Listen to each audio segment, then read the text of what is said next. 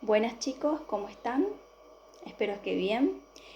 Hoy vamos a trabajar de manera virtual, ¿sí? Va a ser nuestra segunda clase, ¿sí? Para los que no me conocen o no estuvieron la última clase, soy alumna del Instituto de Formación Docente, estoy cursando residencia y hoy vamos a dar un nuevo tema. Lamentablemente no pudimos hacerlo de manera presencial, pero sí lo vamos a hacer a través de un video explicativo, ¿sí? Posiblemente nos vamos a volver a encontrar y vamos a volver a retomar este tema. Bien, la clase pasada habíamos trabajado la organización del Estado argentino. Vimos cómo se fue construyendo, cómo se dio el proceso de a partir de 1861 a 1880, ¿sí?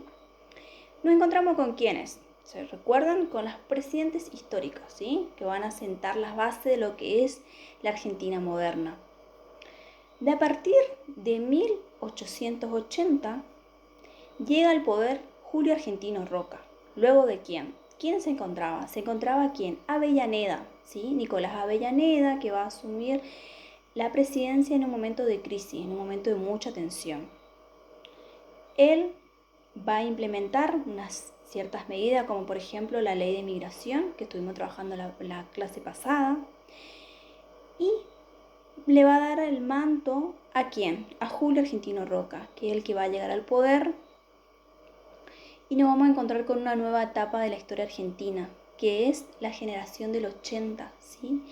El tema de hoy es el régimen político oligárquico.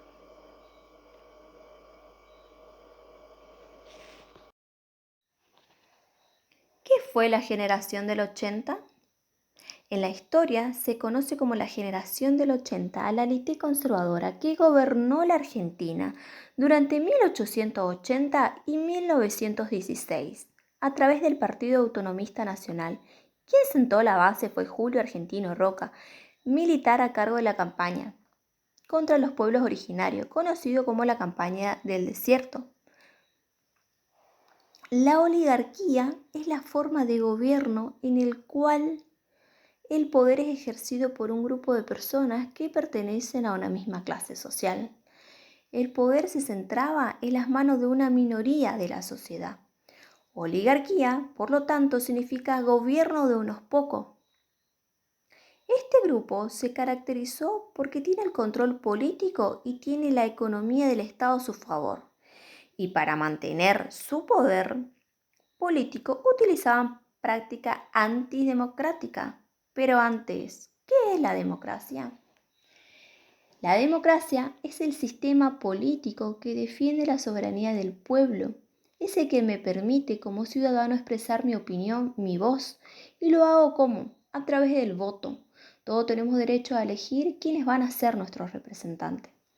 En este periodo no utilizaban, sino utilizaban el fraude electoral, que es la intervención del proceso electoral que tiene como propósito impedir, anular o modificar los resultados reales, como por ejemplo aumentar la cantidad de votos de unos candidatos, disminuir de los otros.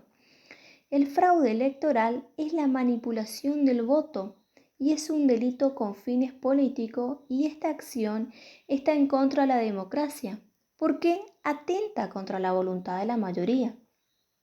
Hoy en la actualidad todos podemos votar gracias a la ley sancionada en 1912, estableciendo el sufragio universal secreto y obligatorio.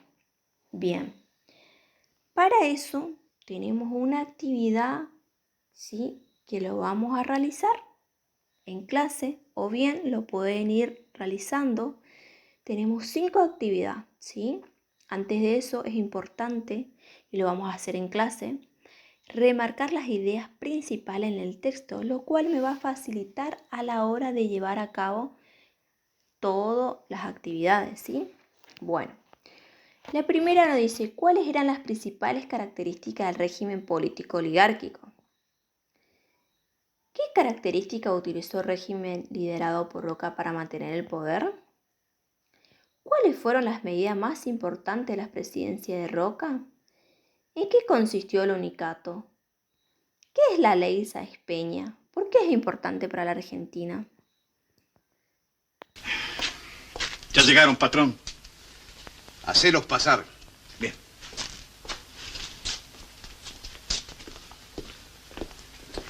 ¿Qué dice, jefe? ¿Vio que no le fallamos? Su compadre ganó por muerte. ¿Se puede saber qué hicieron? Y cambiamos las urnas por una que preparamos nosotros. Estuvimos bien, ¿no? Sí. Gracias. Bárbaros. Miren, Partido Conversador, 4.526 votos. Partido Vertical, 0 votos. O sea que hasta el candidato de ellos votó por nosotros. ¡Imbéciles!